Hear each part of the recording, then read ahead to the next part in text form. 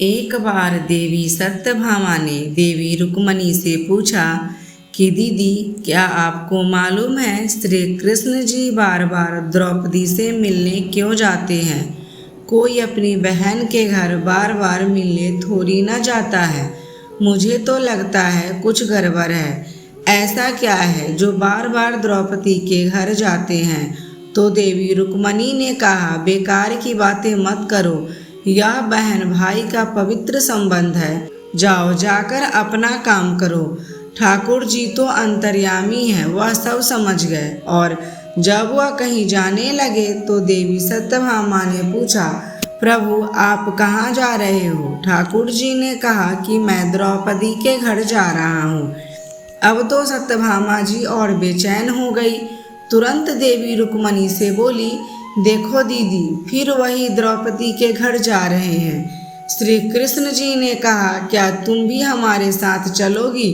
तो सत्यभामा भी फौरन तैयार हो गई और देवी रुक्मणी से बोली कि दीदी आप भी मेरे साथ चलो और द्रौपदी को ऐसा मजा चखा के आएंगे कि वह जीवन भर याद रखेगी। देवी रुक्मणी भी तैयार हो गई। जब दोनों देवी द्रौपदी के घर पहुंची तो देखा कि द्रौपदी अपने केस संवार रही थी। जब द्रौपदी के केस संवार रही थी तो भगवान श्री कृष्ण ने पूछा, द्रौपदी ये क्या कर रही हो?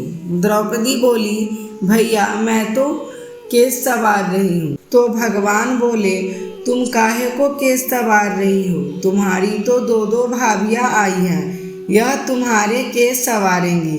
फिर श्री कृष्ण जी ने देवी सत्यभामा से कहा कि तुम जाओ और द्रौपदी के सिर में तेल लगाओ। और देवी रुक्मणी तुम जाकर द्रौपदी की चोटी करो। सत्यभामा जी ने रुक्मणी से कहा, बड़ा अच्छा मौका मिला है। ऐसा तेल लगाऊंगी कि इसकी खोपड़ी की एक एक बाल तोड़कर रख दूंगी।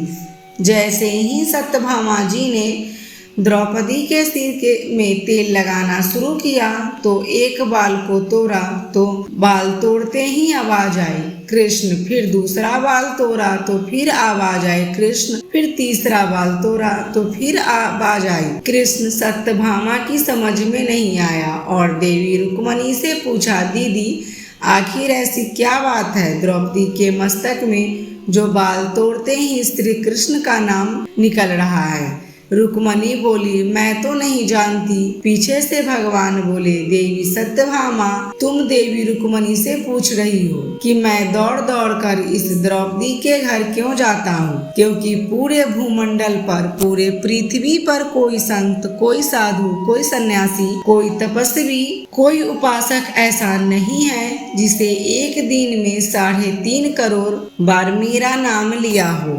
द्रौपदी केवल ऐसी ही है जो एक दिन में 3.5 करोड़ मेरा नाम लेती है। प्रतिदिन स्नान करती है, इसलिए उसके हर रोम में श्री कृष्ण नजर आते हैं। इसलिए मैं रोज इसके पास आता हूँ। इसे कहते हैं स्नान। और देवी द्रौपदी ने स्नान किया करती है। हम हर रोज साबुन, शैम्पू, तेल लगाकर अपने तन को स्वच्छ कर लिया करते हैं। इसको केवल नहाना कहा जाता है। इसका मतलब हमारे शरीर में 3.5 करोड़ रोम छिद्र है। जब नारायण ने पूछा 3.5 करोड़ रोम छिद्र इन किन कर्मों के लिए दिए गए हैं, तो नारायण ने कहा, जब मन 3.5 करोड़ बार भगवान का नाम लेता है तब जीवन में एक बार उसका स्नान हो जाता है। इसे कहते हैं स्नान।